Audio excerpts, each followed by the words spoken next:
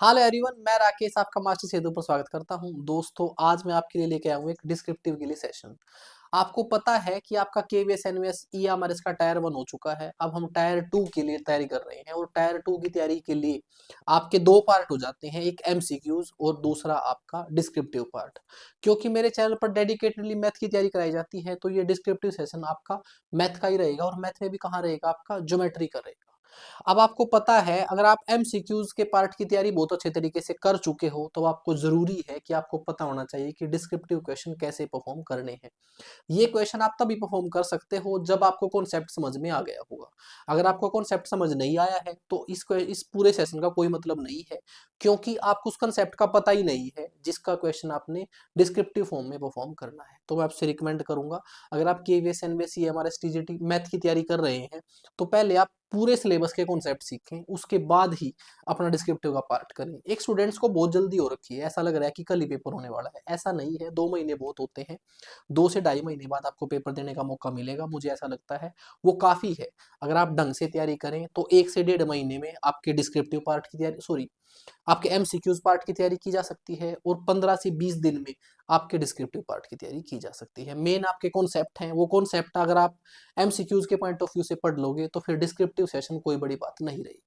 मैं आज के सेशन में वो सारी चीजें आपको समझाऊंगा जो आपको डिस्क्रिप्टिव के प्रति आपकी जो घबराहट है उनको दूर कर दे। आपको पता होगा कि डिस्क्रिप्टिव कुछ नहीं है, हमने अपनी सारी एजुकेशन हमेशा क्वेश्चन लिख के ही की है, तो इट मीन्स ये कोई बहुत बड़ी चीज नहीं है। लेकिन जस्ट मैं आपको एक छोटा सा रिकैप दे रहा हूँ।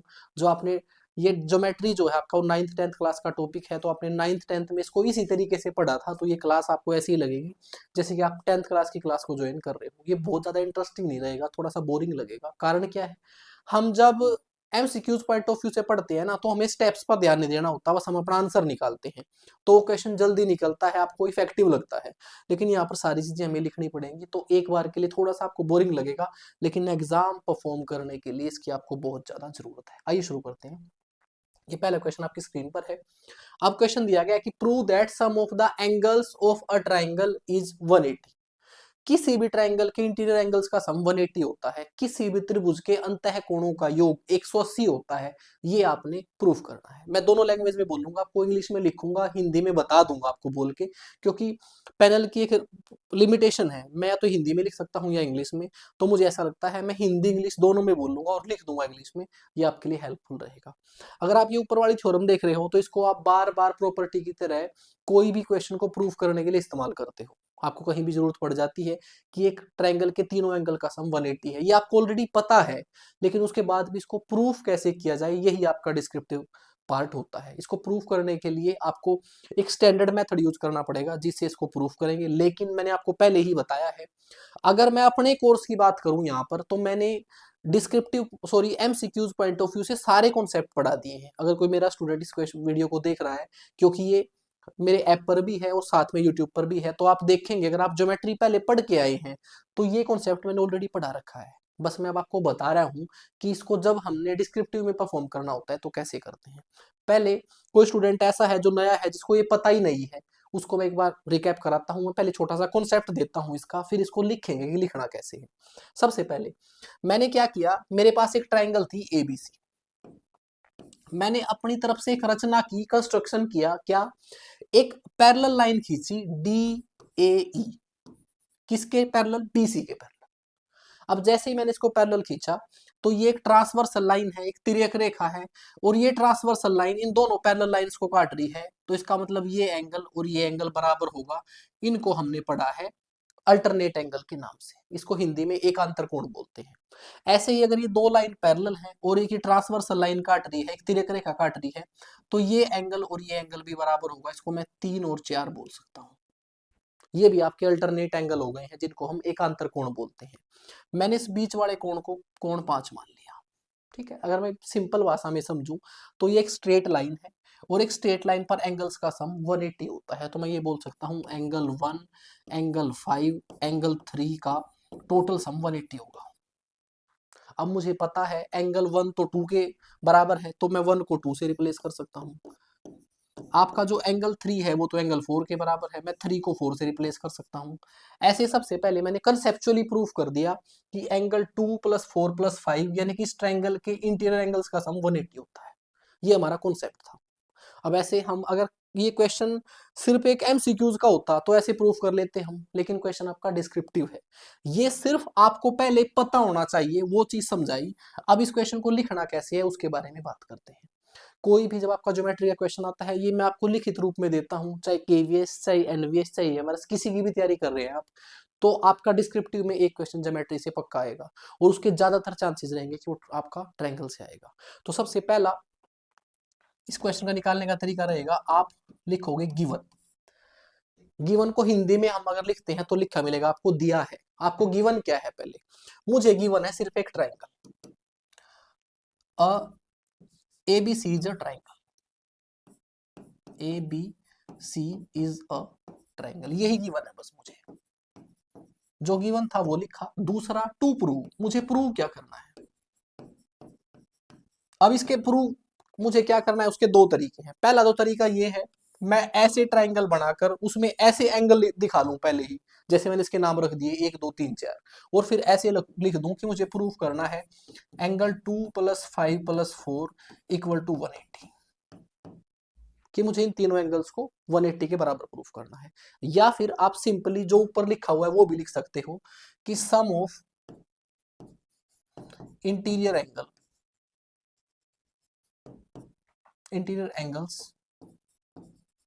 इज 180, ये प्रूफ करना है मुझे।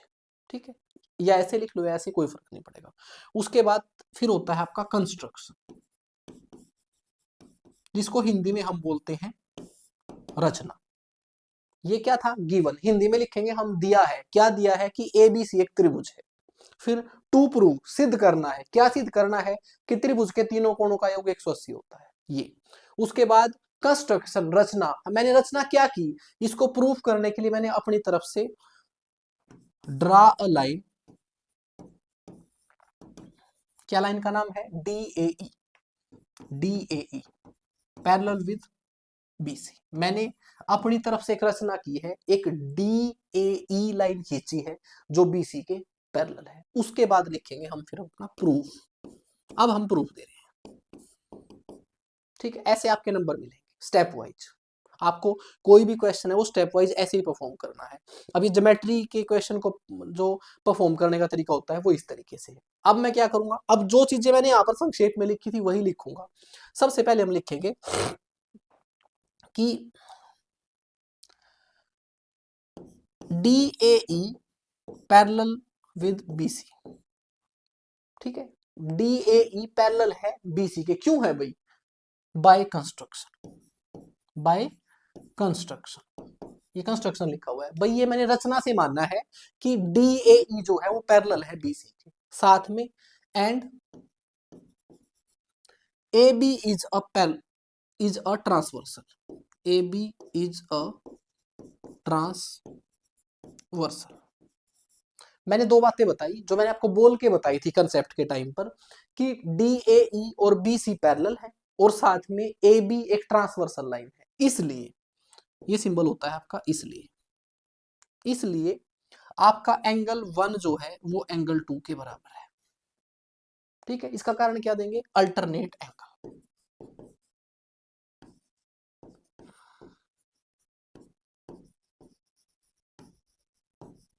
ठीक है, डायरेक्टली फिर सेम एज, बिल्कुल ऐसे ही आप इसको सेम एज लिख सकते हो, या फिर लिख सकते हो यहां पर अगेन। अब ये जो बातें मैं जो भी टर्मिनोलॉजी बता रहा हूं ये इंपॉर्टेंट है, आपने ऐसे ही परफॉर्म करना है। Again DAE parallel with BC, ये दोनों पैरेलल हैं, and AC is a transversal,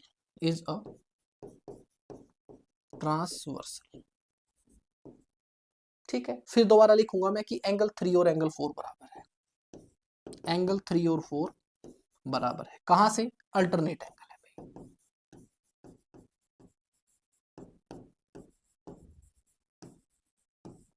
ठीक हो गया।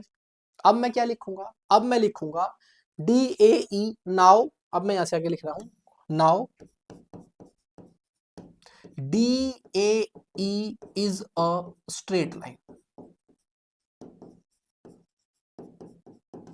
ये नाउ लिखने का अर्थ क्या है भाई, मैं एक नई चीज शुरू कर रहा हूं। Now D A is a straight line. D A E एक सीधी रेखा है और एक सीधी रेखा पर कोणों का योग 180 होता है। मैं लिखूंगा एंगल 1, इसलिए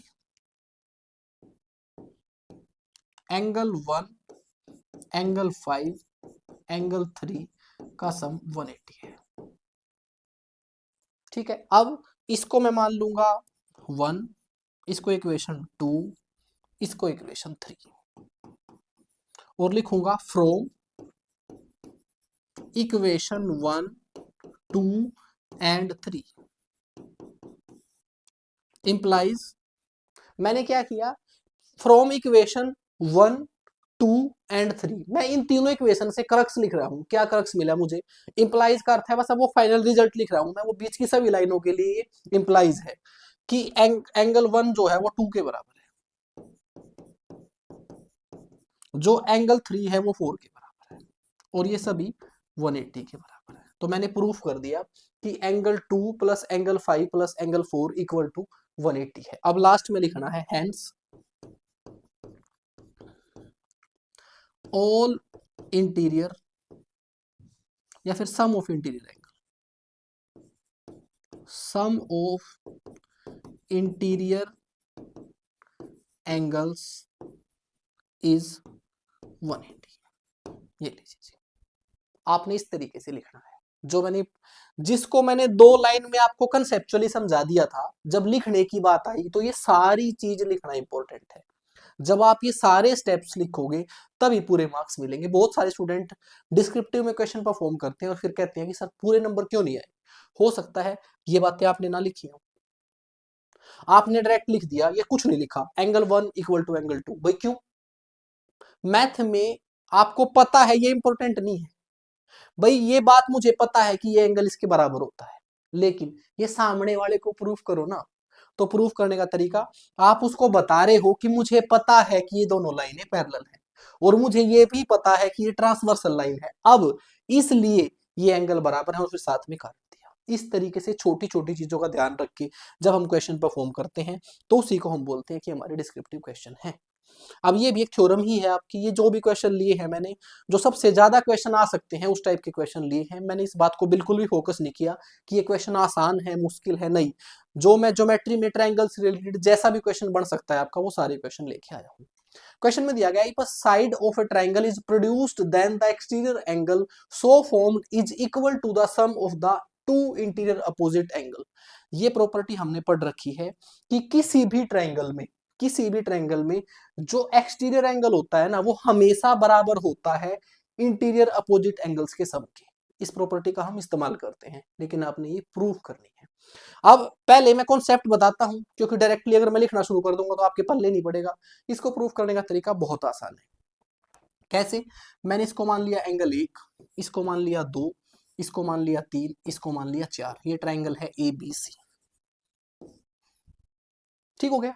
अब मैं क्या कहूंगा, मैं ये कहूंगा कि मुझे पता है कि एंगल 1, एंगल 2, एंगल 3 का सम 180 होता है।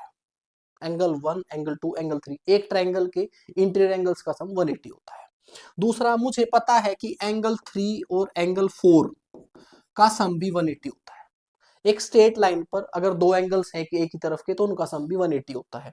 दोनों 180 के बराबर है, इनको आपस में बराबर करेंगे तो एंगल 3 से 3 कट जाएगा। एंगल 1 और 2 का सम जो है वो 4 के बराबर आ जाएगा। इनको छोड़कर इन दोनों को आपस में बराबर करेंगे, एंगल 3 से 3 कटेगा, 1 और 2 का सम 4 के बराबर आ जाएगा। यही तो प्रूफ करना था कि एंगल 4 जो है वो एंगल 1 और 2 के सम के बराबर है। दूसरी भाषा में एक्सटीरियर एंगल है वो बराबर है इंटीरियर अपोजिट एंगल के सम के। ठीक है, ये हमारा कॉन्सेप्ट है, ये हमें पता है तब हम प्रूफ करेंगे।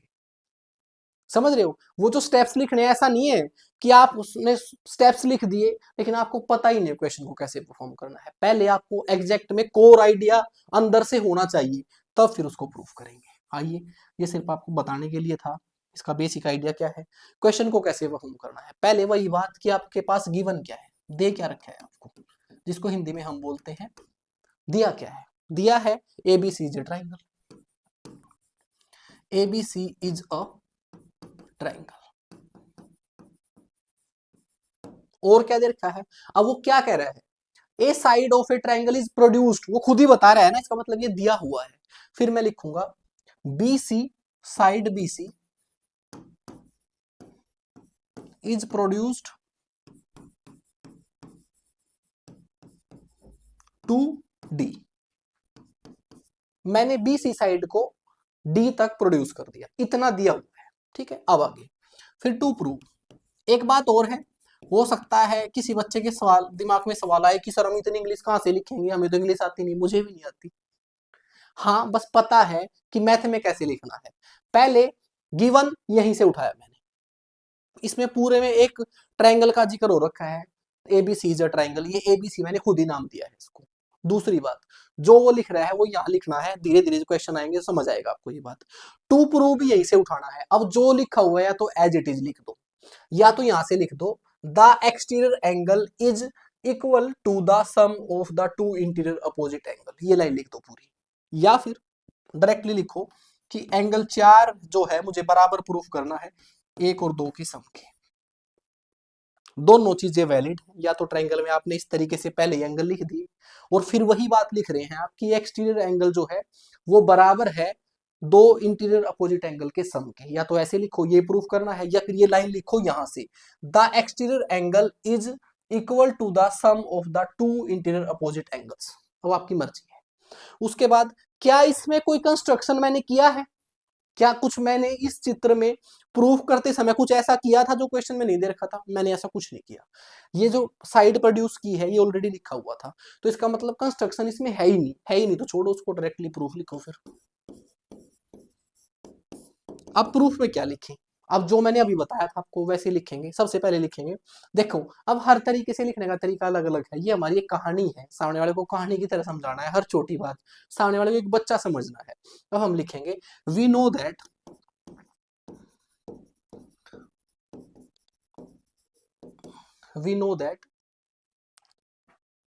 Angle A plus angle B, अब ए बी सी से ये लिख देता हूँ डायरेक्टली, एंगल एक, एंगल 2, एंगल 3 इक्वल टू 180। भाई ये मुझे पता है क्या कि एंगल 1, 2 और 3 का जो सम है वो 180 होगा, ये मुझे पता है, मैंने ये लिखा, लेकिन कारण फिर भी देना पड़ेगा। क्या लिखेंगे?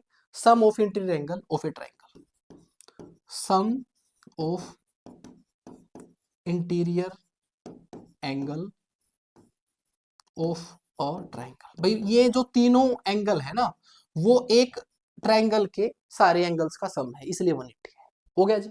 दूसरी लाइन लिखूंगा फिर, एंगल 3 और एंगल 4 इनका सम 180 है। ये क्या कारण है जी? ये आप लिख सकते हो बिकॉज, क्योंकि B C D is a straight line तो भी चलेगा, या फिर बिकॉज लीनियर पेयर। एक स्ट्रेट लाइन पर अगर एक ही तरफ दो एंगल होते हैं उनको हम लीनियर पेयर बोलते हैं, मैंने वो लिख दिया, कोई फर्क नहीं पड़ेगा। आप ये लिख देते कि B C D is a straight line तो भी अंडरस्टूड था। अब इसको मैंने मान लिया इक्वेशन 1, इसको मैंने मान लिया इक्वेशन 2, फिर लिख दिया from equation 1 and 2, from equation 1 and 2। अब ये फ्रॉम इक्वेशन 1 एंड 2 हम कब लिखते हैं? तब लिखते हैं जब ये दोनों इक्वेशन किसी एक वैल्यू के बराबर है। ये दोनों किसी एक वैल्यू के बराबर हैं। फ्रॉम 1 एंड 2 का मतलब ये है जो इक्वल है उसको हटाओ, बाकी इन दोनों को लिख दो।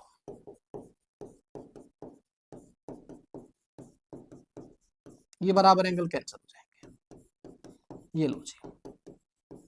अब वो लाइन लास्ट में लिखनी है। अब जब ऐसा नहीं कि आप सब कुछ लिख के फिर यहाँ लाके छोड़ दो, नहीं, लास्ट में जो बात प्रूफ की थी लिखो उसको, क्या कि hence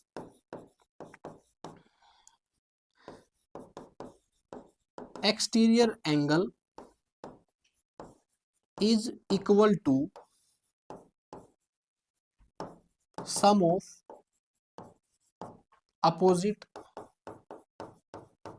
interior angles, two interior angles. चलो वो अपोजिट वैसे दो ही होते हैं, क्या है, ये लो जी।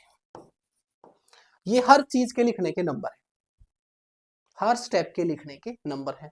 एक कुछ और ज्ञानवान लोग भी आते हैं इसी बीच, वो ये बताते हैं कि सर अगर ये लिख दूं फिर ये लिख दूं और थोड़ा सा ये लिख के छोड़ दूं तो क्या नंबर आ जाएंगे? नहीं आएंगे। कोई 10th क्लास का पेपर थोड़ी ना दे रहे हो। इसका जवाब आप पूछते हो कि क्या स्टेप वाइज नंबर होंगे? होंगे तब जब आपने कोई यहाँ छोटी सी गलती कर दी है, जब एग्जामिनर को ये बात समझ आ रही है कि उसने पूरा क्वेश्चन परफॉर्म किया है, बस कोई सिली मिस्टेक कर दी है, तब वो कुछ एक नंबर दे सकता है। अदरवाइज आप एक टीचिंग एग्जाम का पेपर दे रहे हो, आपके पूरे सॉल्यूशन के बाद ही आपको नंबर मिलेंगे। ठीक है, ऐसे फालतू खैरात में नंबर नहीं बढ़ रहे हैं। दूसरा एक चीज और बताता हूं मैं आपको। अगर आपको यहाँ पर मेरी वीडियो देखकर शायद ये बात रियलाइज हुई हो कि डिस्क्रिप्टिव तो बाद की बात है, मेन तो कॉन्सेप्ट है। तो मैंने मेरे app maths with Rakesh Chhokar पर 2 कोर्स बना रखे हैं, एक टीजीटी के लिए, एक पीजीटी के लिए। उसमें मैं सारे कॉन्सेप्ट ऑलरेडी सिखा चुका हूँ। अब डिस्क्रिप्टिव के लाइव सेशन चलने हैं और ये पहला सेशन है जो आपको यूट्यूब पर भी मिल रहा है और ये कोर्स में भी अपलोडेड है। तो अगर आप चाहते हैं कि सारे कॉन्सेप्ट सीख लें और उसके बाद डिस्क्रिप्टिव सीखें ताकि पेपर डेफिनेटली क्लियर हो, तो आप मेरे ऐप को ज्वाइन कर सकते हैं, मैथ्स विद राकेश छोकर। चलिए आगे चलते हैं। In a triangle ABC, the bisectors of angle B and C intersect each other at a point O. Prove that BOC equal to 90 degree plus half of angle A. ये prove करना है। ये चित्र मैंने इसलिए बना रखा है, अगर मैं बनाऊंगा तो ज्यादा खूबसूरत बना दूंगा और फिर उससे क्वेश्चन हल करते टाइम दिक्कत होगी। ठीक है, तो सबसे पहले आपने क्या करना है, एक ट्राइंगल दे रखी है, ऐसे एक ट्राइंगल बनाई, उसका नाम रख दिया ABC। फिर बताया गया है कि इस एंगल का बाइसेक्टर इस एंगल का बाइसेक्टर ओ पर इंटरसेक्ट करता है। ये चित्र आपने खुद बनाना पड़ेगा, वो क्वेश्चन में देगा नहीं आपको। ये मत सोचना कि ये दे रखा है, जब दे रखा है तो यहां लिखा मिलेगा इन द गिवन फिगर। ये फिगर मैंने बना रखी है सिर्फ आपको समझाने के लिए। भाई A B C is a triangle. फिर क्या बताया गया, बी और सी के एंगल बाइसेक्टर किस पे मिलते हैं? ओ पर मिलते हैं। ठीक है, अब उसके बाद क्या कह रहा है कि angle B O C is equal to 90 degree plus half of angle A. ये प्रूफ करना है। पहले भूल जाओ, आपने डिस्क्रिप्टिव लिखना है, पहले कॉन्सेप्ट बताओ ये क्वेश्चन कैसे आया है, वो जरूरी है। देखो मैं क्या कर सकता हूं, सबसे पहले मैं लिख सकता हूं कि मुझे पता है कि angle A, angle B, angle C तीनों का सम 180 होगा। होगा या नहीं होगा? बिल्कुल होगा। एक ट्रायंगल के तीनों एंगल्स का सम 180 होता है। दूसरा स्टेप मैं ऐसे कर सकता हूं कि यहां से मैं कुछ इसको देखूं, एक उधर भेज दूं। मेरा ऐसा मन कर रहा है कि मैं एक उधर भेज दूं, मैंने एक उधर भेज दिया। और साथ में एक बात भी की, ये 2 से डिवाइड है, पूरी इक्वेशन को 2 से डिवाइड भी कर दिया।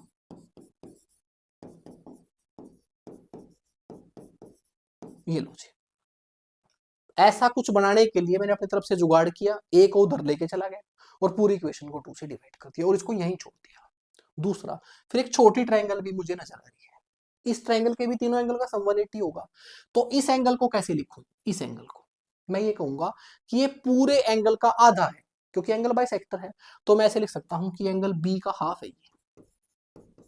इसको भी मैं ऐसे लिख सकता हूं क्योंकि ये भी एंगल बाइसेक्टर है। अगर मुझे इधर इधर वाला हिस्सा लिखना है तो मैं इसको लिख सकता हूं कि एंगल सी का हाफ है ये। और फिर बीच में एंगल बच गया BOC।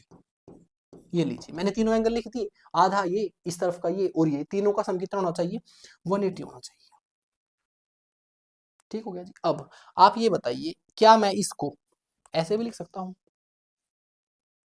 कुछ फर्क तो पड़ेगा नहीं, मैंने दोनों में से 2 कॉमन ले लिया। बात तो वही है, वो तो मैं सिर्फ आपको दिखाने के लिए लिख रहा हूं।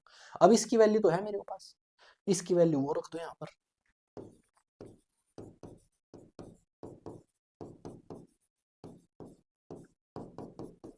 ये लीजिए, अब ये उधर चला जाएगा, एंगल BOC क्या बचेगा?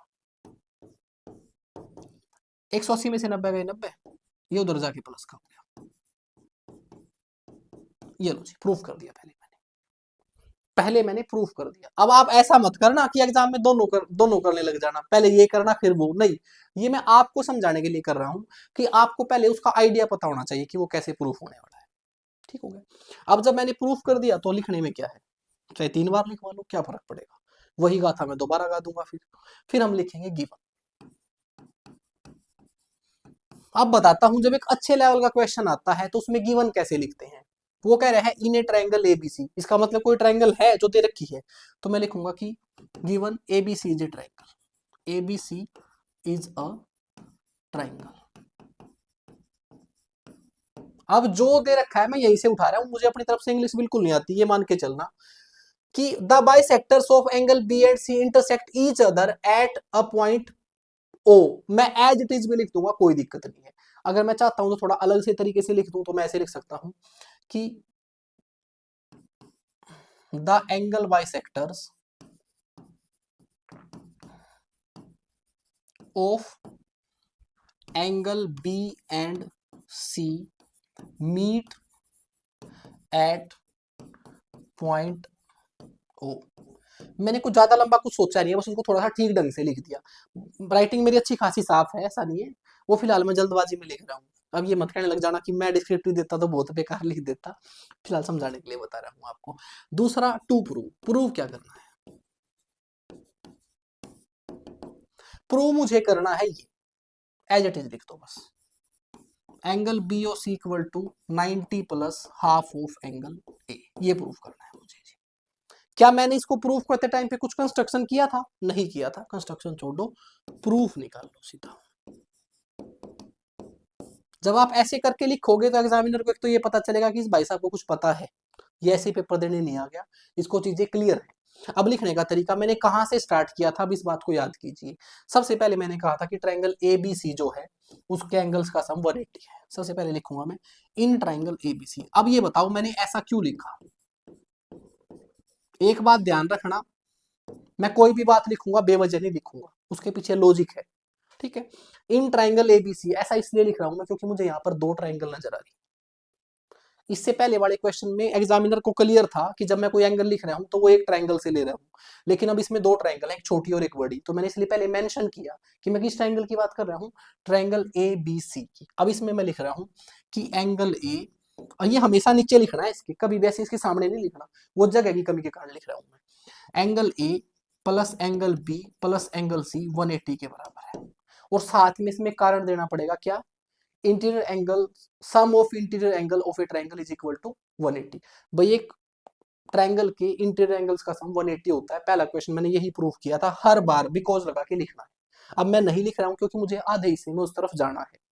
अब आगे फिर क्या करेंगे, फिर मैं इसको इक्वेशन 1 मान लूंगा और इसको पूरी इक्वेशन को 2 से डिवाइड कर दूंगा, या फिर पहले ए को उधर भेज दूंगा और उसके बाद 2 से डिवाइड करूंगा। तो मैंने क्या किया, ए को उधर भेज दिया,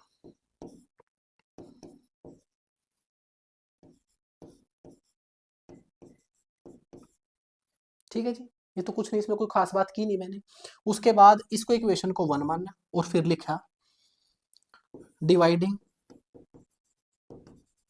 इक्वेशन 1 बाय 2। इक्वेशन 1 को 2 से डिवाइड कर दिया, कर दो भाई, इसको 2 से डिवाइड कर दिया, इसको 2 से डिवाइड कर दिया, 180 को किया तो 90 हो गया, इसको किया तो इसका हाफ हो गया, ये लीजिए ये आ गया, ठीक है। अब इसको इक्वेशन 2 बना लो।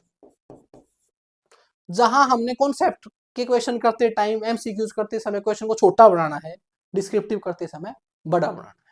अब इसका काम खत्म हो गया, अब मैं इस छोटी ट्रायंगल में आ गया। अब मैं लिखूंगा इन ट्रायंगल, वैसे लिख देता हूं ना,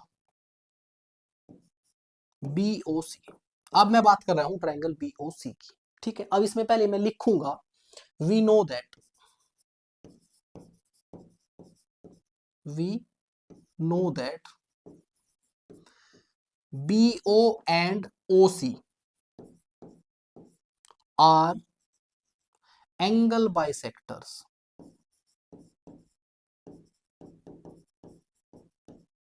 स्पेलिंग गलत लिख दी भाई मैंने,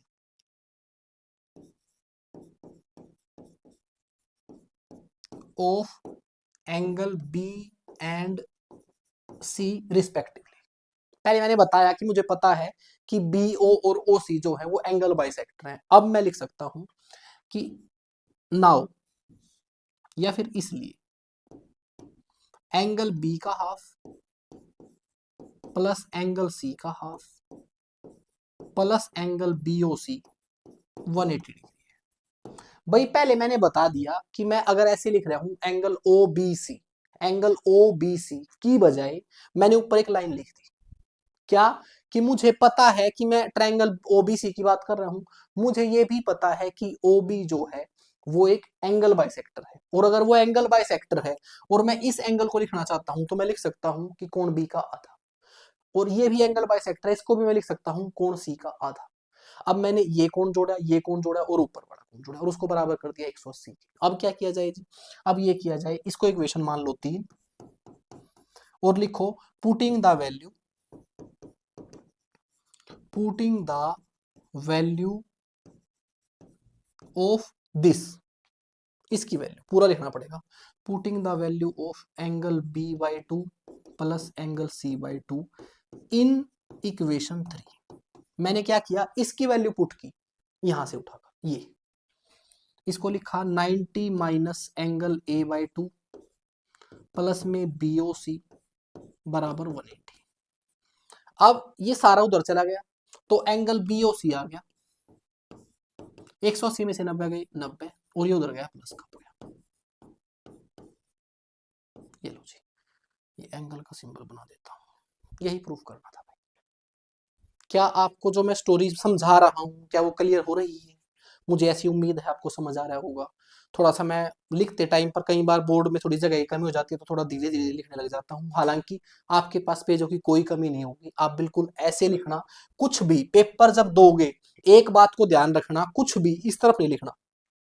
शीट कितनी भी बची आपको कोई फर्क नहीं पड़ रहा, जो डिस्क्रिप्टिव की शीट दी जाएगी उसमें हमेशा आपको ऊपर से क्वेश्चन शुरू करके नीचे तक जाना है, कभी भी ऐसे लाइन मार के उस तरफ नहीं लिखना, हमेशा ऐसे करते करते नीचे जाना है। ये तो मेरी मजबूरी है क्योंकि मेरे पास जगह इतनी है। ठीक है, आई होप आपको समझ आया होगा, नहीं आया होगा तो दोबारा देख लेंगे आप। चलिए, अब जरूरी नहीं है कि क्वेश्चनों के प्रूफ ही आपसे पूछे जाए, हालांकि प्रूफ पूछना सबसे अच्छी बात होती है, वो स्टूडेंट का दिमाग सबसे ज्यादा चेक होता है उससे। लेकिन इतने क्वेश्चन पूछे जाएंगे डिस्क्रिप्टिव के तो उसमें कुछ क्वेश्चन पूछे जाएंगे, कुछ आपसे प्रूफ पूछे जाएंगे।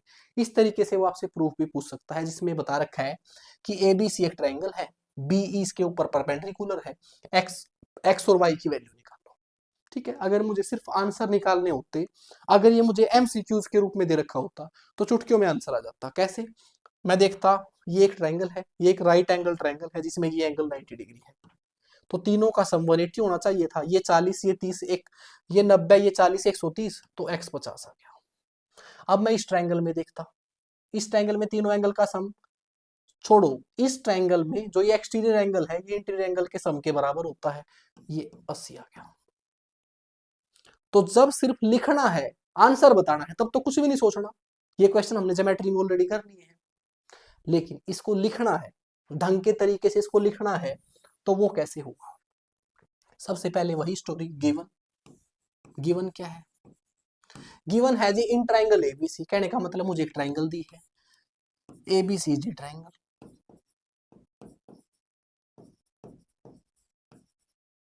ठीक है जी। फिर आगे क्या कह रहा है वो? आगे कह रहा है वो कि BE जो है वो AC पर परपेंडिकुलर है, ठीक है जी, वो भी दिया हुआ है। फिर आगे वो कह रहा है कि EBC, एंगल EBC 40 डिग्री का है, ठीक है जी, कोई बात नहीं। फिर वो आगे कह रहा है कि एंगल CAD जो है वो 30 डिग्री का है, ठीक है जी, कोई बात नहीं।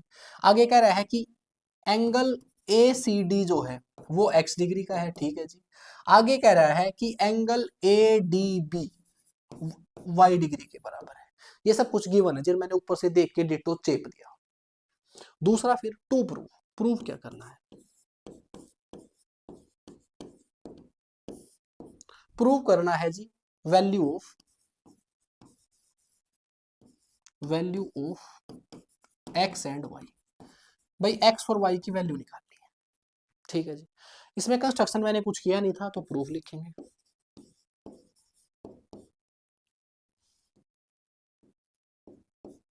बताइए प्रूफ कैसे करें?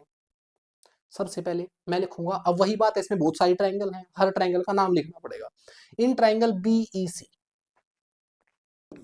इन ट्रायंगल BEC, ठीक है जी। इसमें क्या है?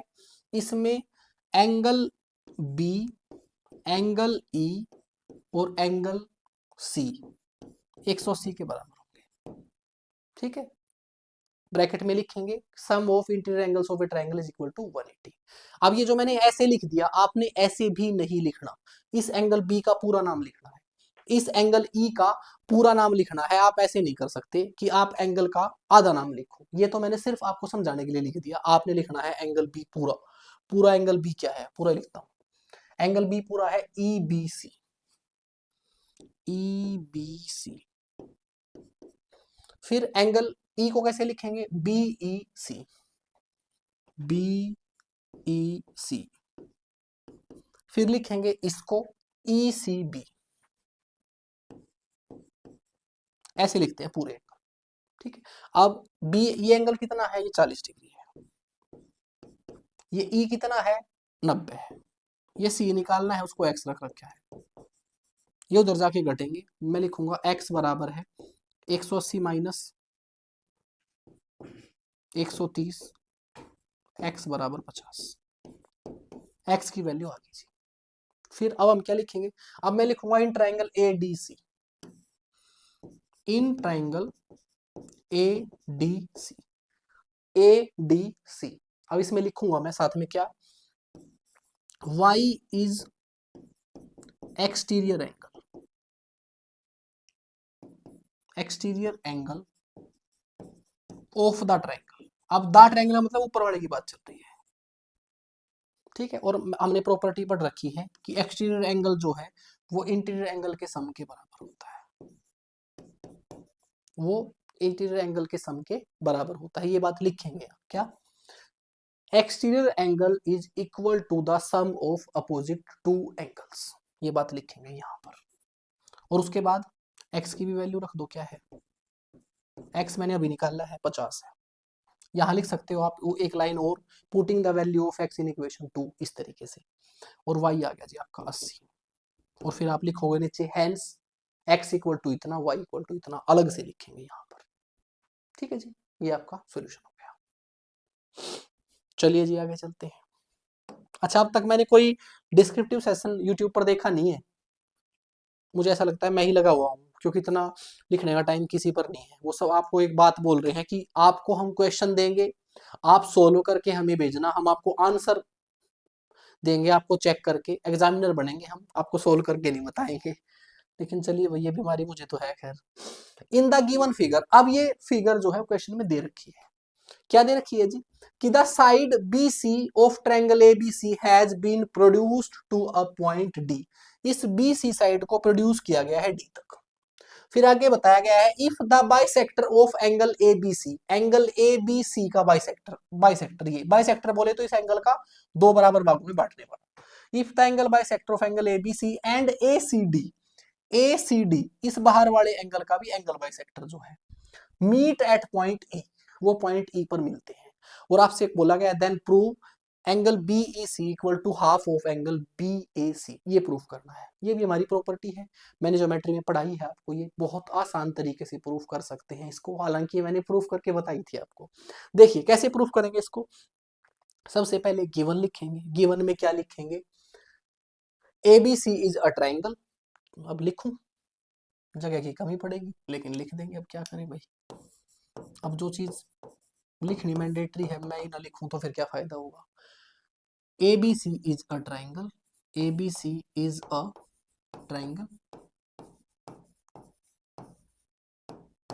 उसके बाद हमने क्या किया था, BC को प्रोड्यूस किया था D तक, वैसे ही लिखेंगे बिल्कुल। BC is produced to D।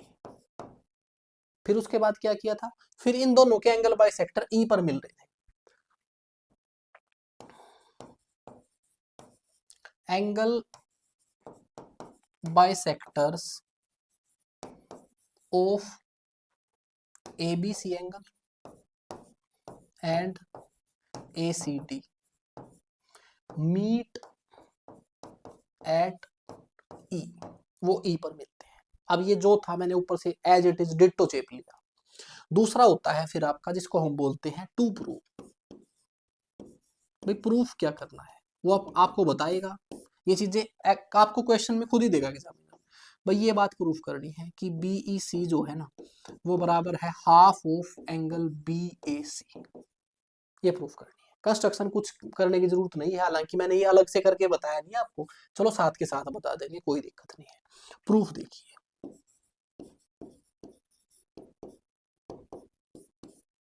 पहली बात, मैं इसमें एक ही प्रॉपर्टी लगाऊंगा एक्सटीरियर एंगल वाली। देखो, सबसे पहले आप ये बताओ, ये एंगल जो है, ये पूरा एंगल, ये कौन सी ट्रायंगल का एक्सटीरियर एंगल है? ये इस ट्रायंगल का एक्सटीरियर एंगल है। तो मैं लिखूंगा इन ट्रायंगल एबीसी, इन ट्रायंगल एबीसी। ठीक है, अब इसमें मैं लिखूंगा,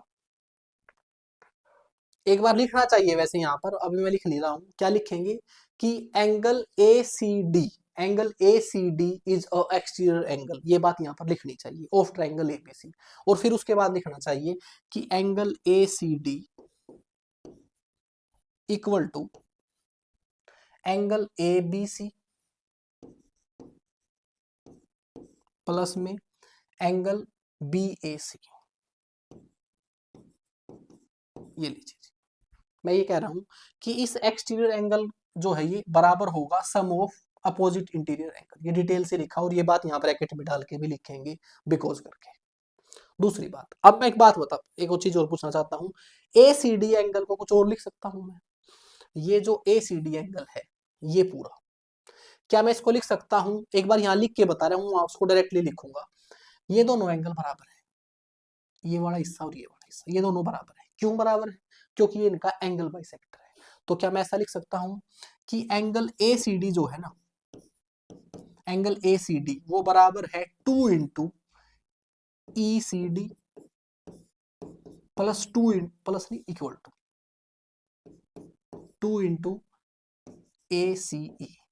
बताइए ये बात आपको समझ आई या नहीं? मैं ये बोल रहा हूं कि ये जो एंगल है ए सी डी, ये इसको मैं लिख सकता हूं या तो इस एंगल का 2 गुना या फिर इस एंगल का 2 गुना। क्यों लिख सकता हूं? क्योंकि ये एक एंगल बाइसेक्टर है, ये इनको दोनों एंगल को बराबर भागों में बांटता है। तो मैं यहां पर ऐसे लिख सकता हूं डायरेक्टली, इस ए सी डी को क्या लिख सकता हूं? 2 into angle E C D, 2 into angle E C D, E C D. ठीक है, और बाकी ये वाला as it is, angle A B C plus angle B A C. अब इसके लिए कारण क्या दूं? इसके लिए कारण दूंगा यही, ये एज इट इज यहां लिखूंगा, ये एज इट इज यहां लिखूंगा। अब इसको यहां से मिटा रहा हूं, चलिए जी, और इसको यहीं छोड़ दिया, इसको यहीं पर रहने देते हैं, उधर चलते हैं दूसरे वाले ट्रायंगल पर। अब मैं लिखूंगा इन ट्रायंगल, कौन सी ट्रायंगल में? अब मैं इस एक्सटीरियर एंगल की बात कर रहा हूं। ये कौन सी ट्रायंगल का है? ये इस ट्रायंगल का है, इसका नाम है E B C, in triangle E B C. वही बात कि in triangle E B C, E C D is a exterior angle, इसलिए एंगल ई सी डी जो है वो बराबर होगा किसके? एंगल सी बी ई के, सी बी ई के प्लस बी ई सी के। और वही प्रॉपर्टी लिखेंगे यहाँ, exterior angle is equal to sum of two opposite interior angle. चलो जी, अब इन दोनों में देखो कुछ बात बनती नजर आ रही है या नहीं? इसमें और इसमें कोई बात बनती नजर आ रही है या नहीं? अगर आप ध्यान से देखेंगे तो ये भी ईसीडी एंगल है, ये भी ईसीडी एंगल है, बस ये 2 एक्स्ट्रा सा नजर आ रहा है मुझे, उसको इधर भेज दो इस वाली इक्वेशन में, ईसीडी। अब अगर एंगल ए बी सी को मैं 2 से भाग कर दूं तो क्या होगा? एंगल ए बी सी को मैं 2 से भाग कर दूं तो इसका मतलब इस एंगल का आधा, इस एंगल का आधा क्या होगा? इसको अभी फिलहाल समझाने के लिए आपको ऐसा लिख दूं ताकि आपको समझ आ जाए। भाई एंगल ए बी सी का आधा क्या होगा? भाई ये एक आपका एंगल बाइसेक्टर है, अगर मैं एंगल ए बी सी का आधा करना चाहता हूं तो एंगल बी का ही आधा करना चाहता हूं। अगर मैं चाहूं तो पूरा भी लिख दूं तो भी कोई फर्क नहीं पड़ेगा। ये लो, ये लो, एंगल बी ए सी का था, एंगल बी ए सी इस एंगल का था, और इसको इक्वेशन बना लिया एक। अब ये इक्वेशन है 2। अब आप ध्यान से देखेंगे इन दोनों इक्वेशन में ये एक ही एंगल के बराबर है, तो लिखेंगे from 1 and 2, from equation 1 and 2 हम क्या करेंगे, यहां से इसको ले लेंगे, यहां से इसको ले लेंगे, दोनों को बराबर लिखेंगे। एंगल ए बी सी का आधा प्लस में 1/2 एंगल बी ए सी, ये दोनों लिख लिए इधर से इसको लिख रहा हूं, angle C B E plus में एंगल बी ई सी, ये लीजिए जी। अब आप मुझे एक बात बताइए, क्या ये एंगल और ये एंगल बराबर है? बिल्कुल बराबर है। देखो ये क्या लिखा हुआ है, सी बी ई, सी बी ई, ये इस एंगल की बात कर रहा है, इस एंगल की। और ये एंगल क्या कह रहा है, ए बी सी, ए बी सी का आधा, इसका आधा यही तो होगा, इस एंगल का आधा यही तो है। आप इस एंगल का आधा और ये इस एंगल का आधा इधर लिखा हुआ है, ये दोनों बराबर हैं, ये इससे कट जाएगा, ये लीजिए जी। अब मैं क्या करूंगा, बस यही प्रूव करना था, मैं कुछ भी नहीं करूंगा, मैं लिखूंगा बस। मैंने वो गलत वाला काट दिया भाई उधर, एक मिनट रुको, ये और ये कटेगा, बस इसको लिखना है 1/2 एंगल बी ए सी बराबर है एंगल बी ई सी, यही प्रूव करना था, यही प्रूव करना था। हो सकता है यहाँ थोड़ा सा डाउट हुआ हो आपको, सी बी ई इस एंगल की बात कर रहे हैं वो, सी बी ई की, और ए बी सी का आधा भी यही होता है। आप चाहें तो इसको साइड में लिखें, अदरवाइज ये आपको खुद ही समझ में आ जाएगा, क्योंकि आप बस सिर्फ यहाँ पर साइड में ये लिख सकते हो कि बी ई जो है इस एंगल का बाइसेक्टर है, वो बात अंडरस्टूड हो जाएगी। अब आपको दोबारा लिखना है यहाँ पर कि hence proved this is equal to this, और यही प्रूव करना था आपको। ठीक है, चलिए आगे चलते हैं जी। ये एक पॉपुलर थ्योरम है, इसमें एसएससी में, रेलवे में, आपका एचएसएससी में, आपका एचटेट टीजीटी में, यहां से डायरेक्टली क्वेश्चन पूछा गया है, लेकिन डिस्क्रिप्टिव में इसका प्रूफ पूछ सकते हैं। क्वेश्चन में क्या दिया गया है कि in triangle ABC angle B is greater than angle C, angle B जो है सी से बड़ा है। दूसरा क्या कह रहा है, एडी जो है, एडी बी सी पर परपेंडिकुलर है, A E is the angle bisector of B A C, then prove this. ठीक है, क्वेश्चन थोड़ा सा बड़ा लगेगा आपको एक बार, लेकिन मजेदार क्वेश्चन है। मैं इसमें कुछ चीजें पहले एज्यूम करके लिख रहा हूं ताकि आप रिलेट कर पाए।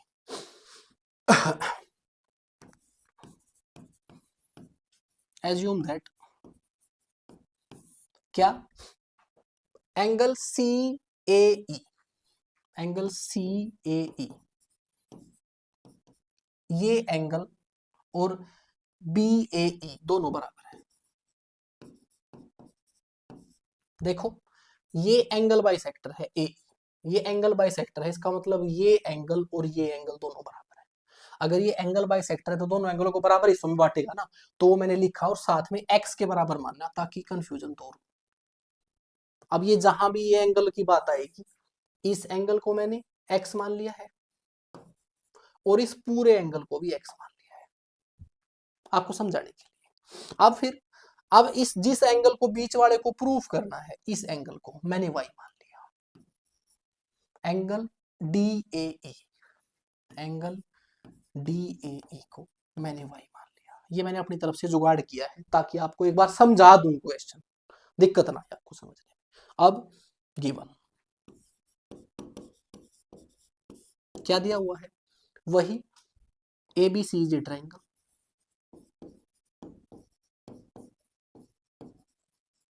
एक चीज। दूसरा वही बात कि एंगल बी जो है वो बड़ा है एंगल सी से।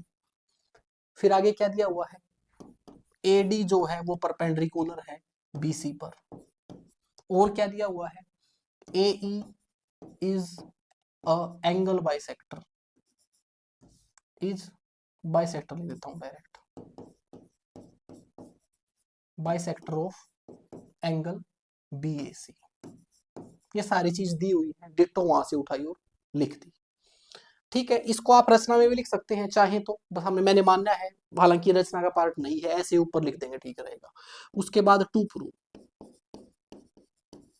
प्रूव क्या करना है, ये लाइन है जी एज इट इज लिख दो, angle D A E equal to half of difference of angle B and C, ये प्रूफ करना है जी। अब देखो प्रूफ, देखो अब इसमें लिखने के लिए बहुत सारी बातें हैं, वो छोटी छोटी चीजें मैंने आपको वहां डिटेल से लिखवाई हैं, कुछ चीजें बोल रहा हूं लिखूंगा नहीं, वो आपको लिखनी है। देखो सबसे पहले मैं ये चाहता हूं कि मुझे एंगल बी और सी चाहिए, तो मैं एंगल बी लिखना चाहता हूं। बताओ एंगल बी कैसे लिखूं? एंगल बी को कैसे लिखूं? देखो इसको मैं लिख सकता हूं in triangle A B D. In triangle B A B D A लिख लो। अब ट्रायंगल बी डी ए में मैं एंगल बी लिखना चाहता हूं। मुझे पता है कि ये एंगल तो 90 डिग्री है। अब ये एंगल बताओ कितना है? ये वाला। एक बार इसका नाम लिखता हूं। मैं लिख सकता हूं कि एंगल बी, इसका नाम मैंने बी रख दिया, उधर वाले को ए डी बी लिख दिया, ऊपर वाले को बी ए डी लिख दिया। इन तीनों का जोड़ 180 होगा। भाई एक ट्रायंगल के तीनों एंगल का सम 180 होता है, वो हम लिख लेंगे। अब B D A, B D A ये तो 90 डिग्री है। ये क्या है? B A D, B A D इसको क्या लिखूं? देखो ये बी ए डी है इतना एंगल, ये इसकी बात कर रहे हैं, सिर्फ इस एंगल की बात कर रहे हैं, ये पूछ रहे हैं।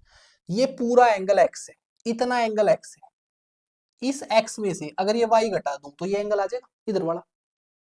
तो मैं यहां पर लिख सकता हूं कि एंगल बी ए डी है एक्स माइनस वाई बराबर 180, और इधर बी एच डी जुड़ा हुआ है। मैंने बी निकालना था, इन दोनों को उधर भेज दिया, एंगल बी आ गया यहां से, ये उधर गया 90, ये उधर गया माइनस आ गया बाहर, तो x माइनस का हो गया y प्लस का हो गया। इक्वेशन 1। अब मुझे एंगल निकालना है c। मैं बात कर रहा हूं ए डी सी की। In triangle A D C, A D C तीनों एंगल का सम 180 होगा, ऐसे लिख रहा हूं। देखो अब ये बताइए इस एंगल को, इस पूरे एंगल को कैसे लिखूं? इस एंगल को पूरे को कैसे लिखूं? ये है x प्लस वाई। अब देखो या तो मैं एक बार इसका नाम लिखूं, पहले लिखना चाहिए आपको, मैं लिख देता हूं angle C A D plus में angle C D A D C plus angle C. इन तीनों का जोड़ 180 होगा भाई, तीनों एंगल का सम 180 होता है। सी ए डी क्या है? सी ए डी एक्स और वाई का जोड़ है इसमें। ए डी सी ये तो 90 डिग्री है, और सी मैंने निकालना है बराबर 180। इनको उधर भेज दिया। एंगल सी आ गया आपका 180 में से 90 गई 90 माइनस एक्स माइनस वाई, ये आ गया जी। ठीक है, अब आप ये बताइए इन दोनों को जोड़ना है घटाना है? घटाना है। मैंने इसको इक्वेशन 1 मानना और 2 लिख देंगे यहाँ। सब्ट्रैक्टिंग इक्वेशन 2 फ्रॉम 1, मैंने 2 इक्वेशन को 1 में से घटाया।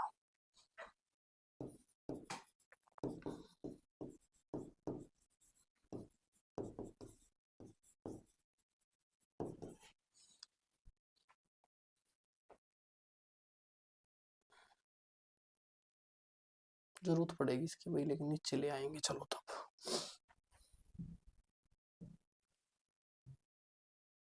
अरे हट जा भाई।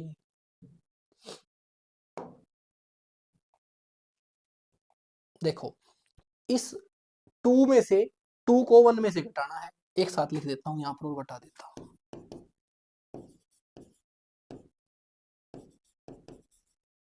माइनस मतलब माइनस माइनस प्लस प्लस, ये कैंसिल हो गया, ये कैंसिल हो गया, एक्स और वाई कैंसिल हो गए। इधर क्या बच गया है? इधर तो बच गया है बी एंगल माइनस सी। यहां पर 90 से 90 कट गया है, एक्स से एक्स कट गया है, 2 वाई बच गया है। ठीक है, और इस 2 को इधर ले आया, तो 1/2 angle B minus angle C बराबर आ गया वाई के। और y क्या मानना था आपने? y तो वही मानना था जिसको आपने हल करना है। देखो आपकी थ्योरम प्रूफ हो गई है, चेक करा देता हूं। ये प्रूफ करना था आपको, ये प्रूफ करना था। और किसके बराबर है? डी ए ई। अब ध्यान से देखो डी ए ई आपने क्या मानना था? डी ए ई को y मानना था, y के बराबर आ गया। अब एक नीचे लाइन लिखनी पड़ेगी, y को आपने क्या मानना था? डी ए ई।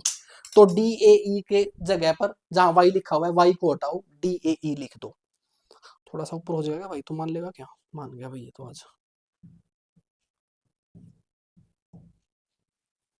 अरे हट जा भाई, ये लो जी, बस मैं लिख देता हूँ। हैंस प्रूव करके एक बार फिर लिख देता हूँ, ठीक है। मैंने आपको इसका बेस्ट सॉल्यूशन बताया है। अगर मैं ये एक्स वाई नहीं लिखता तो ये चीजें आपको समझ नहीं आती। यहाँ पर मैं सारे एंगल्स के नाम लिखता रहता और आप कंफ्यूज हो जाते, इसलिए मैंने छोटी सी assumption कर ली थी स्टार्टिंग में, ठीक है। मुझे ऐसा लगता है आपको समझ आ गया होगा, नहीं आया होगा तो आप रिमाइंड करके देख लेंगे। चलिए जी, ये भी एक अच्छी थ्योरम है, क्वेश्चन में दिया गया है if the bisector of the vertical angle, इसको बोलते हैं वर्टिकल एंगल। इस वर्टिकल एंगल का जो बाइसेक्टर है ना, of a triangle bisect the base, वो ये कह रहा है कि इस ट्रायंगल का जो वर्टिकल एंगल है ना, इसका एंगल बाइसेक्टर सामने वाली साइड को दो इक्वली पार्ट में डिवाइड करता है।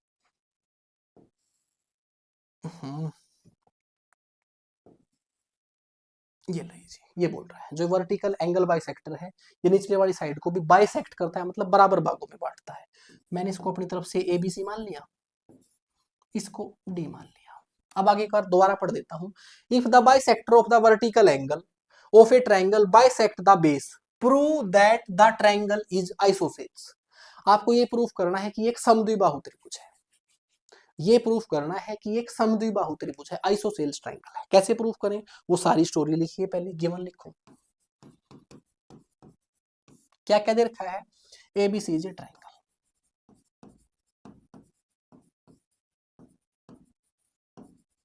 एक चीज। दूसरा क्या बता रखा है, दूसरा बता रखा है कि AD is a angle bisector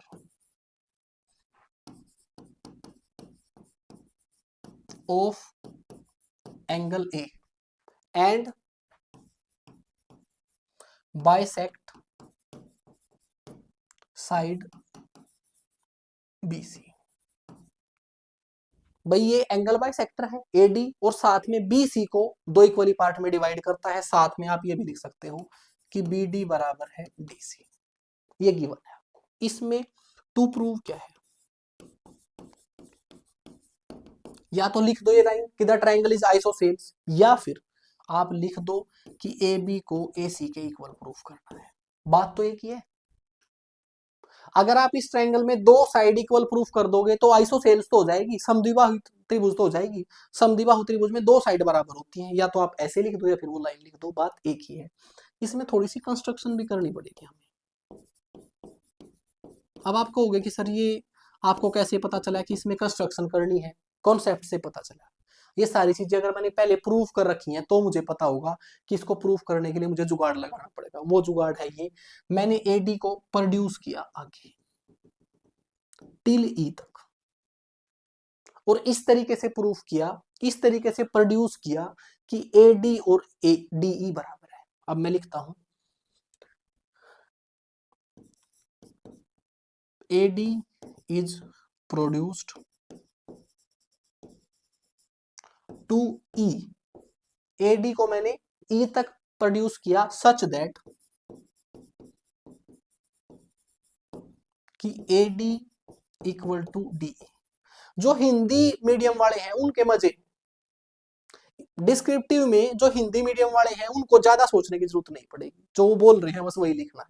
मैं यहाँ क्या लिखूंगा, ए डी को ई तक बढ़ाया, ए को ए डी को ई तक बढ़ाया जैसे कि ए डी डी ई बराबर हो। मैंने इस तरीके से बढ़ाया कि ये इसके बराबर आ जाए। अब साथ में एंड ज्वाइन ईसी, और ईसी को भी ज्वाइन कर दिया। अब जिसको भी जो भी हम कंस्ट्रक्शन करते हैं ना, वो दानेदार करते हैं, डैश डैश वाली करते हैं। चलिए जी, ये मैंने अपनी तरफ से कंस्ट्रक्शन कर लिया। अब प्रूफ देखो, प्रूफ बड़ा ही आसान है। कैसे है जी, देखो मैं बात कर रहा हूं in triangle A B D,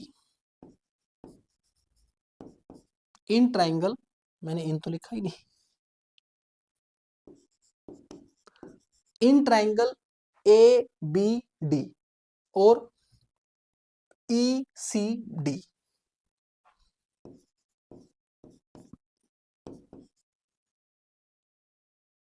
and लिखना था बीच में, यहां लिख देता हूं।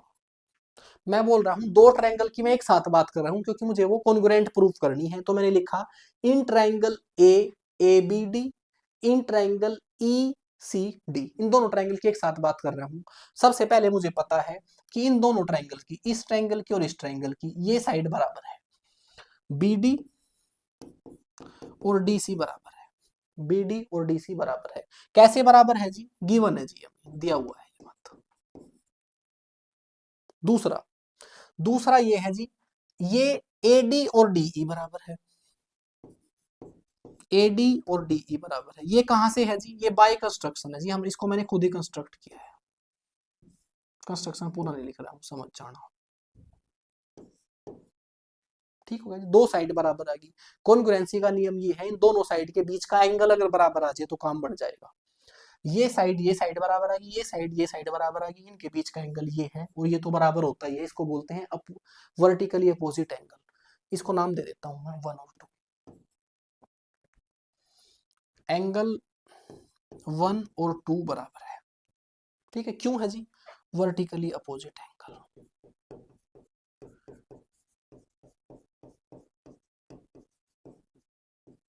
ये लीजिए जी, अब दो ट्रायंगल की दो साइड, उनके बीच का एंगल बराबर हो गया है, तो इसका मतलब है triangle A B D, A B D. अब ये भी मुझे बात चेक करनी है कि जो मैंने ऊपर ट्रायंगल लिखी थी वो ठीक है या नहीं। ए बी ई सी के बराबर है, ए बी ई सी के बराबर है, ठीक है। बी डी ई सी के बराबर है, बी डी सी डी के बराबर है, बिल्कुल सही चल रहा है जी मामला। कॉन्ग्रुएंट ट्रायंगल डी ई सी, ई सी डी, ये जो दोनों ऊपर ट्रायंगल लिख रखी थी एज इट इज लिखा है, इनके बीच में कॉन्ग्रुएंसी का सिंबल लगाया और रीजन बताया क्यों है। साइड एंगल साइड से है जी, साइड एंगल साइड से, ये कॉन्ग्रुएंट प्रूफ होगी। अगर ये कॉन्ग्रुएंट प्रूफ है, अब इनके सारे एंगल सारी साइड बराबर होंगे, इन दोनों ट्रायंगल्स की सारी साइड सारे एंगल बराबर होंगे। अब मैं आगे लिखूंगा इंप्लाइज, अब क्या क्या बराबर होगा इन दोनों ट्रायंगल में? इन दोनों ट्रायंगल में ये साइड और ये साइड बराबर होगी, क्योंकि दो, अब आप ये कहो कि यही दोनों साइड बराबर क्यों होंगी? जो एंगल बराबर है उनके सामने वाली साइड बराबर होगी। ये दोनों एंगल बराबर है, इसके सामने वाली साइड ए बी है और इसके सामने वाली ई सी है, ये दोनों बराबर होंगी। कारण लिखेंगे CP C T, CP C T. ये क्या होता है? Congruent part of congruent triangle, सर्वांग सम त्रिभुजों के संगत भाग। ठीक है जी। अब दूसरा, अब ये एंगल भी बराबर होने चाहिए। इस साइड के सामने वाला एंगल ये है, इसको मैंने 3 नाम ले दिया, और इस साइड के सामने वाला एंगल ये है, ये भी बराबर होंगे। एंगल 3 और एंगल 4 भी बराबर होंगे, कारण यही चल जाएगा दोनों के लिए, एक ही, सीपी सी टी। ठीक हो गया जी। अब आप मुझे एक चीज बताइए, ये एंगल इस एंगल के बराबर आ गया है, लेकिन ये 3 एंगल इस 5 एंगल के भी बराबर है। क्यों है ऐसा? क्योंकि ये एंगल बाइसेक्टर था। क्योंकि अब एक मैं नई स्टोरी लिख रहा हूं, नाउ एंगल 3 और एंगल 5 भी बराबर है। क्यों है जी? लिखेंगे क्योंकि AD is bisector of angle A. AD जो है वो इस एंगल ए का बाइसेक्टर है, इसलिए 3 और 5 भी बराबर है। क्या मैं इक्वेशन 1 और 2 से फ्रॉम 1 एंड 2 ये बोल सकता हूं एंगल 4 और एंगल 5 भी बराबर होंगे? अब एंगल 4 और 5 भी, विचारिए ना, हाँ, एंगल 4 और 5 ये दोनों भी बराबर होंगे। अगर एंगल 4 और 5 बराबर हैं तो इंप्लाइज दैट आपका AC और EC भी बराबर होंगे। अब ये AC और EC क्यों बराबर होंगे? अगर एक ट्रायंगल में उनके आमने सामने के एंगल बराबर हैं तो वो साइड भी बराबर होती है, ये हमारी प्रॉपर्टी है। अगर एक ट्रायंगल में ये एंगल बराबर है दोनों, तो इनकी साइड भी बराबर होंगे, इसलिए। ठीक हो गया जी। अब आप इन दोनों को देखो, थोड़ा सा ऊपर लेके चलता हूं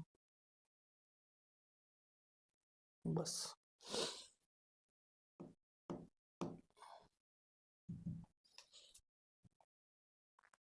इसको देखो, इसको देखो, इसको इक्वेशन 3 मान लो, इसको इक्वेशन 4 मान लो। इक्वेशन 3 एंड 4 दोनों ई सी के बराबर है। फ्रॉम 3 एंड 4 मैं कहूंगा दोनों ई सी के बराबर है, तो ए बी और ए सी भी बराबर होंगे। ये लो जी, कर दी प्रूफ। ए बी और ए सी बराबर है, बस यही तो प्रूफ करना था कि ए बी और ए सी बराबर है। अब लिखूंगा hence A B C is isosceles triangle, और आपका क्वेश्चन हल हो गया। आपका क्वेश्चन हल हो गया। मुझे ऐसा लगता है आपको समझ आया होगा। ये कोई भी क्वेश्चन दोबारा नहीं बताने की क्षमता होती भाई, एक बार ही बता दिया आपको। अगर कोई भी डाउट होता है तो वीडियो को एक बार रिवाइंड कर लो। प्रमोद जी टाइम बताओ कितना हो गया, मुझे ऐसा लग रहा है मैं बहुत देर से लग रहा हूँ। 1 घंटा 5 मिनट हुई है, कोई बात नहीं, करते हैं, 2 या 3 क्वेश्चन बचे हुए हैं। इन ट्रायंगल एबीसी, एक ट्रायंगल दी हुई है एबीसी, ये ट्रायंगल, ठीक है जी। In triangle A B C, A B C is a isosceles triangle, ये एक आइसोसेल्स ट्रायंगल है। AB और AC बराबर है, AB और AC बराबर है। आगे side BA is produced to D, side BA को D तक प्रोड्यूस किया गया है। ये चित्र बना नहीं हुआ था, मैंने बना रखा है, बस आपको बनाया है, मैंने खुद बनाया है, और आपको सिर्फ यहाँ पर बता रहा हूं मैं, क्वेश्चन में आपको खुद बनाना पड़ेगा, ठीक है। पहले आप लिखेंगे कि ABC एक आइसोसेल्स ट्रायंगल है, ऐसे निशान लगाने का मतलब ये दोनों ट्रायंगल आपकी साइड्स दोनों बराबर हैं। फिर वो बोल रहा है कि BA साइड को प्रोड्यूस किया गया है। जब वो बोलता है कि BA साइड को प्रोड्यूस किया गया है, इसका मतलब A से आगे प्रोड्यूस किया गया है। अगर वो लिखता है कि AB साइड को प्रोड्यूस किया गया है, मतलब B से आगे प्रोड्यूस किया गया है, तो वो कह रहा है कि साइड A से आगे प्रोड्यूस की गई है D तक, सच दैट AB और AD बराबर है, AB और AD बराबर है। इसका मतलब ये तीनों साइड बराबर है, ये तीनों साइड बराबर है। आगे कह रहा है फिर prove that angle BCD, angle BCD, ये angle is a right angle, ये एक 90 डिग्री का कोण है, ये प्रूफ कीजिए। सबसे पहले गिवन क्या क्या दे रखा है, AB is a isosceles triangle, ABC is an isosceles triangle, एक चीज, और फिर आगे लिखूंगा AB एंड AC बराबर है, ठीक है जी। आगे ये लाइन सेम लिखूंगा, side BA is produced to D and AB और AD बराबर है, ठीक है जी। टू प्रूफ क्या करना है, प्रूव करना है BCD एंगल 90 डिग्री प्रूफ करना है। कंस्ट्रक्शन, आपने क्या कंस्ट्रक्शन किया है इसमें, कंस्ट्रक्शन मैंने इस लाइन को खुद मिलाया है, ये तो इसने बढ़ाई थी, ये मैंने DC को मिलाया है। जॉइन D एंड C, ठीक है जी। अब आगे proof,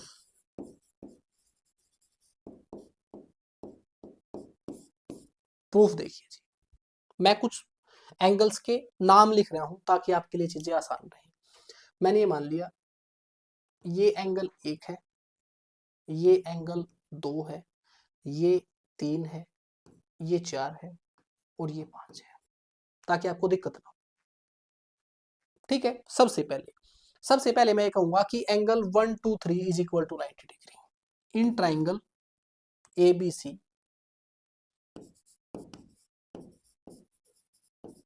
angle 1, angle 2, angle 3 180, reason वही देंगे, sum of interior angles of a triangle, ठीक है। अब इसको यहां पर इसके साथ साथ अब एक चीज और कर सकता हूं मैं, देखो एंगल 1 2 3 बराबर है, साथ में एंगल 2 और 3 भी तो बराबर है, एंगल 2 और 3 भी बराबर है। क्यों बराबर है, क्योंकि इन दोनों की साइड बराबर है, ये साइड और ये साइड बराबर है, ये साइड और ये साइड बराबर है। तो मैं इसमें साथ में लिखूंगा, मैं एंगल अब इसको ऐसे ही रखता हूं, जरूरत के हिसाब से देखें किसको चेंज करना पड़ेगा। इन ट्राइंगल डीबीसी, डीबीसी इस बड़ी ट्राइंगल की बात कर रहा हूं, मैं लिखूंगा एंगल 5, एंगल 2 और एंगल 3 और एंगल 4, इनका सम भी 180 है। भाई इस बड़ी ट्राइंगल में इस एंगल का, इस एंगल का, इन दोनों एंगल का सम 180 है। अब मैंने प्रूफ क्या करना है, मैंने प्रूफ करना है कि ये 90 डिग्री है, ये प्रूफ करना है। कैसे किया जाए, देखो आप जो चीज चेंज कर सकते हो ना वो चेंज कर लो। यहाँ पर क्या क्या चेंज कर सकते हैं हम, देखो सबसे पहले तो मुझे एक चीज पता है कि ये जो 5 एंगल है, ये वाला 5 एंगल ये 4 के बराबर है, 5 एंगल 4 के बराबर है, 5 एंगल 4 के बराबर है, तो 2 गुणा एंगल 4 लिख सकता हूं। ये बात आपको समझ आई। देखो ये 5 एंगल 4 के बराबर क्यों है, क्योंकि ये साइड और ये साइड बराबर है। अगर इस ट्रायंगल में ये दोनों साइड बराबर हैं तो इनके आमने सामने के एंगल बराबर होंगे। इसका रीजन दूंगा मैं यहाँ पर, क्योंकि एंगल 4 जो है वो एंगल 5 के बराबर है, इसलिए मैंने क्या किया 5 को भी 4 लिख दिया, 4 और 4 एंगल, 2 गुना एंगल का 4। अब 2 और 3 भी एंगल बराबर है, तो मैं क्या कर सकता हूं, जो आपका ये एंगल, नहीं ये है यहाँ पर एंगल 2, एंगल 2 को मैं यहां से हटा सकता हूँ, एंगल 2 की जगह क्या लिख सकता हूँ, एंगल 3 लिख सकता हूँ। क्यों बराबर है, क्योंकि ये दोनों साइड भी बराबर है।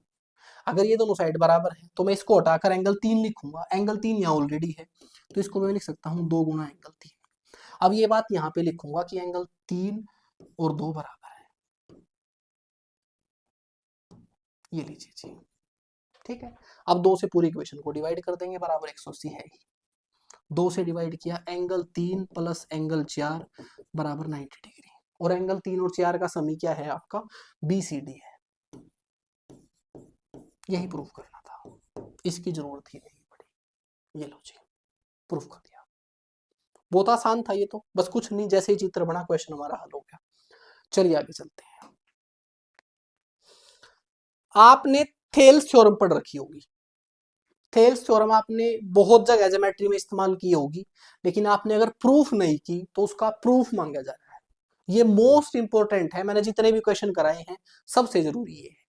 क्वेश्चन में क्या कहा गया है, if a line is draw parallel to one side of a triangle, वो ये कह रहा है कि एक लाइन ड्रा की गई है जो ट्रायंगल की एक साइड के पैरेलल है, ये लाइन इसके पैरेलल है, to intersect the other two lines, ये जो है दो लाइनों को इंटरसेक्ट करती है, इसको और इसको, इन डिस्टिंक्ट पॉइंट्स, अलग अलग पॉइंट पर, the other two sides are divided in the same ratio, और इन दोनों साइड्स को सेम रेशियो में डिवाइड करती है, ये प्रूफ करो। सबसे पहले मैंने ट्राइंगल मान ली ABC, साथ में जो लाइन इसके पैरेलल है उसको मान लिया DE, ठीक है। सबसे पहले मैं लिखता हूं गिवन, क्या क्या गिवन है, एक तो गिवन है ABC इज अ ट्रायंगल,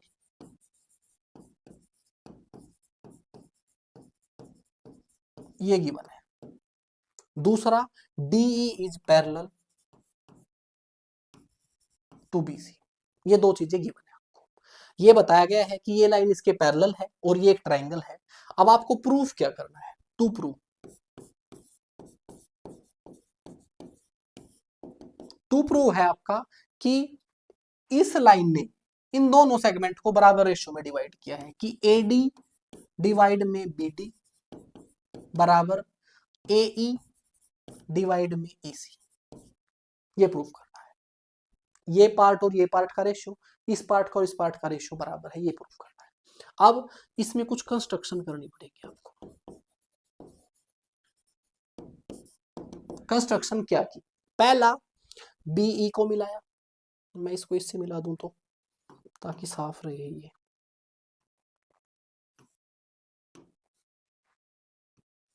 थोड़ा कम दिखेगा आपको, नहीं काफी दिख रहा है, ठीक है। BE को मिलाया और CD को मिलाया, एक तो ये कंस्ट्रक्शन किया जी मैंने। दूसरा कंस्ट्रक्शन किया, इस पर एक परपेंडिकुलर डाला और एक इस लाइन पर परपेंडिकुलर डाला, ये मैंने किया कंस्ट्रक्शन। क्या क्या किया है, join BE एंड CD। एक तो BE को मिलाया, एक CD को मिलाया, एक दूसरा EL को परपेंडिकुलर डाला, EL परपेंडिकुलर डाला AB पर। दूसरा क्या किया, DM परपेंडिकुलर डाला AC पर। ये लो जी, ये मैंने किया अपनी तरफ से कंस्ट्रक्शन। अब देखिए प्रूफ। थोड़ा इधर आता हूं पहले ही, मैं जगह की कमी पड़ेगी भाई। सबसे पहले मैं किस ट्रायंगल की बात कर रहा हूं, एक बार उसको डार्क करता हूं ताकि आपको समझ आए। मैं इस ट्रायंगल की बात कर रहा हूं और इस ट्रायंगल की बात कर रहा हूं। पहले इस ऊपर वाली छोटी ट्रायंगल का एरिया बताओ कैसे निकलेगा। मैं लिख रहा हूं area of triangle ADE। ADE, इस ADE ट्रायंगल का एरिया कैसे निकलेगा। किसी भी ट्रायंगल का एरिया निकलता है 1/2 मल्टीपल बेस मल्टीपल हाइट। अब ताकि आपको समझ में आए, ये 90 डिग्री है, तो ये हाइट है इस ट्रायंगल की और ये बेस है। तो मैं लिखूंगा 1/2 multiple base AD multiple height EL। और यहां पर कारण देना है delta equal to 1/2 into base into height. भाई हर एक ट्रायंगल का एरिया ऐसे निकलता है। अब साथ में एरिया ऑफ ट्रायंगल BDE।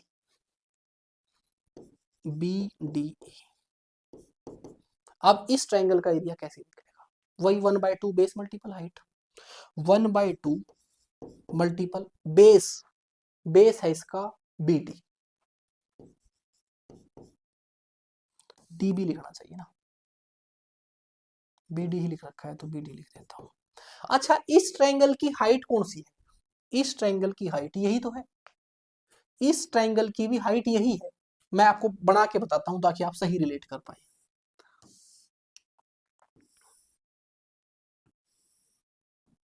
मैंने एक ऐसी ट्रायंगल बना दी, इसकी हाइट कहाँ है, इसकी हाइट है यहां से मैं परपेंडिकुलर डालूं। तो कहने का मतलब किसी ट्रायंगल की हाइट जो है उससे बाहर हो सकती है। अब इस पूरी साइड पर मैंने एक परपेंडिकुलर डाल रखा है ये। अगर इस ट्रायंगल की बात करूं, इसका भी आपका परपेंडिकुलर EL ही है। ठीक है, अब मैंने वैसे आगे लिखना है, जगह ली है। मैं लिखूंगा इसको इक्वेशन 1 बनाऊंगा, इसको इक्वेशन 2 बनाऊंगा, नीचे लिखूंगा equation 1 is divided by 2। Equation 1 को 2 से डिवाइड करूंगा ऐसे। अब वो नीचे लिख नहीं रहा हूं, मैं यहीं पे डिवाइड कर रहा हूं। क्या होगा, 1/2 से 1/2, EL से EL, ये as it is. Area of triangle ADE, area of triangle BDE is equal to AD divide by BD।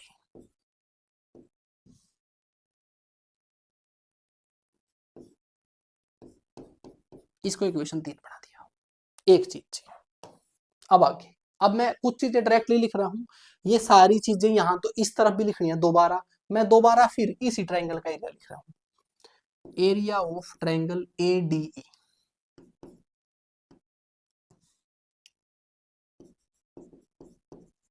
क्या आएगा, अब की बार मैं इस तरफ से लिखना चाहता हूं, तो 1/2, अब की बार बेस मैंने AE ले लिया और इसकी हाइट DM है। कर सकते हैं हम ऐसा, इस ट्रायंगल का एरिया निकालना है, जरूरी थोड़ी ना है इस साइड और इस बेस और इस साइड से निकाला जा सकता है, इस बेस इस साइड से भी निकाला जा सकता है। फिर एरिया ऑफ ट्रायंगल BCE या फिर CED लिख देता हूं, CEB। कहने का मतलब इस ट्रायंगल का एरिया, नहीं नहीं मैंने गलत लिख दिया भाई, CDE, CDE। मैं इस ट्रायंगल का एरिया लिख रहा हूं, इस ट्रायंगल का बेस कितना है इसका, EC है, और इसकी भी हाइट कौन सी है, यही है। डी है। वही इसको इक्वेशन 4 मानूंगा, इसको मानूंगा 5 और इनको आपस में डिवाइड करने के लिए बोलूंगा नीचे लिखकर। ठीक है, ये इससे कट जाएगा और ये इससे कट जाएगा। Area of triangle ADE divide में एरिया ऑफ ट्राइंगल BD।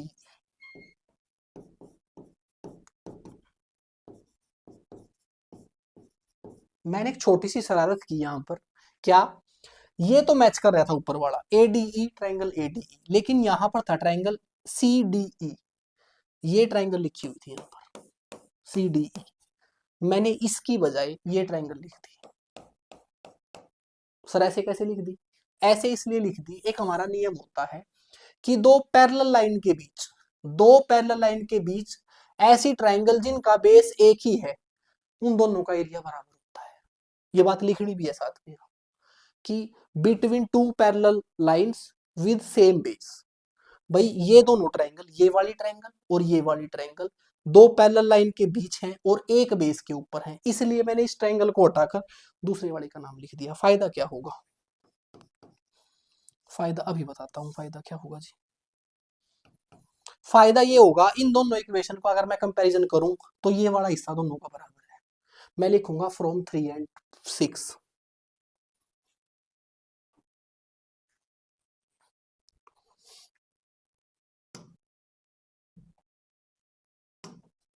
अगर मैं लिखता हूं फ्रॉम इक्वेशन 3 and 6 तो क्या होगा जी, लेफ्ट हैंड साइड दोनों की बराबर है, राइट हैंड साइड दोनों की बराबर आ जाएगी। AD बटे में BD बराबर है AE बटे में EC। Hence proved, hence proved. ये मैंने, इसी को हम थेलस प्रमेय बोलते हैं, थेल्स प्रमेय बोलते हैं, जो आपने पढ़ा है, ये इसका प्रूफ था। आगे आगे चलें अगर, तो बस अब आगे ये है, अगर आपको सेशन अच्छा लगा है, आपको लगा है कि मेरे साथ आप कंसेप्ट भी सीख सकते हैं और साथ में डिस्क्रिप्टिव पार्ट में मैं आपको बहुत अच्छे तरीके से सिखा सकता हूं, तो आप मेरे साथ कोर्स में जुड़ सकते हैं। ये कोर्स है बरमास्टर बैच, जिसमें मैंने सिलेबस पूरा करा रखा है कॉन्सेप्ट पॉइंट ऑफ व्यू से, सारे चैप्टर वाइज कॉन्सेप्ट करा रखे हैं और MCQs की प्रैक्टिस और आपकी क्लास नोट्स, सिर्फ आपके डिस्क्रिप्टिव के सेशन चलेंगे अब। और जब तक आप अगर कोर्स ज्वाइन करके 1 महीने तक आप कॉन्सेप्ट सीखोगे, तब तक मैं डिस्क्रिप्टिव भी करा दूंगा। 2 महीने में आप सब कुछ कर सकते हैं यहाँ पर। KVS NVS ये हमारा TGT के लिए और ये KVS NVS है हमारा PGT के लिए, दोनों का सेम है, कॉन्सेप्ट करा चुका हूँ यहाँ पर। तो सब कुछ डिस्क्रिप्टिव तरीके से ही पढ़ा रखा है ऑलरेडी पहले ही PGT वाले में। अगर आप चाहते हैं ज्वाइन करना तो ये मेरा ऐप है मैथ्स विद राकेश छोकर। अगर आप iOS या लैपटॉप से जाना चाहते हैं तो ये मेरी वेबसाइट है mathswithrakeshchokkar.com। तो चलिए दोस्तों, फिर आज के लिए इतना ही, फिर मिलते हैं नेक्स्ट वीडियो में। Thank you.